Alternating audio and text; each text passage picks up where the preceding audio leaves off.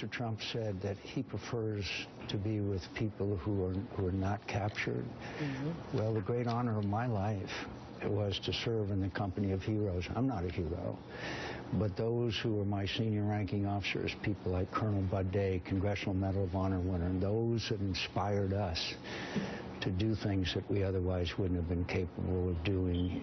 Those are the people that I think he owes an apology to. All right, joining us now, Congressman Louie Gohmert, Vice Chair of the House Crime, Terrorism, and Homeland Security Committee. The great state of Texas is what he represents in the 1st District. Congressman, welcome.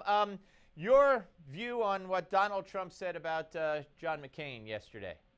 Well, I think he said 4 times he was a war hero, and 1 time he wasn't. And he's been castigated for the 1 time.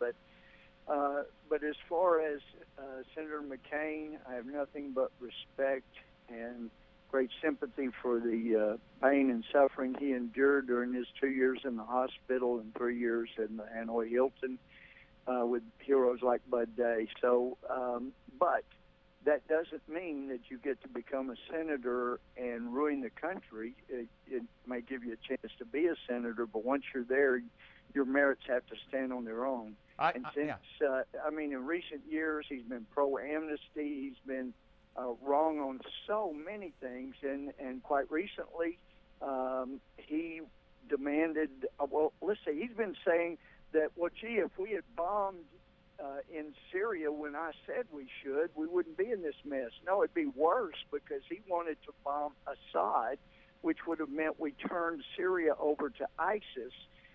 He was wrong on Egypt after 30 million of the 90 million people there went to the streets peaceably and demanded the ouster of the Muslim Brotherhood. Congressman, I am with you. I am with you on the whole thing, yeah, and I like Donald Trump. And you know what? There was a particular Democratic congressman too, a senator also, who was disabled. Who people said, oh, you can't talk about him because he was a war hero. Even Charlie Rang, oh, he fought in the war, in the Korean War.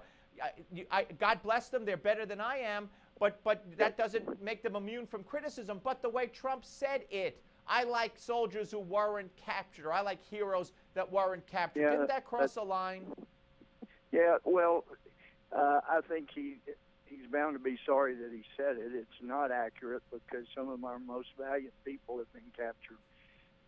And then, like he mentioned, Bud Day, holy cow, there's not been a greater war hero. Right. So should he apologize? I mean, he doubled down, and he said, I do not owe McCain an apology. Should he double down and say, I'm sorry I said that? Well, I'm not going to be the arbiter whether he owes McCain an apology. He said he is a war hero enough times to make up for what he said. But on the issue of others, yeah, he could say, look, I'm sorry. I didn't mean to disparage anybody that's ever been captured, and I'm sorry I said it. You know, that would be easy to do. But I want to get on. That ought to be the end of it. Okay, I want to move on to Iran. Today, the United Nations Security Council passed the Iran deal. This administration has now spat in the face again of the U.S. Congress by sending that deal to the UN before Congress weighed in on it. However, Congress deserves it in a way because the Senate gave away their right to deal with this as a treaty. What's your take? Well, it is a treaty no matter what you call it. If it was an executive agreement, then Obama has to admit that it can expire at any time he says or when the next president says.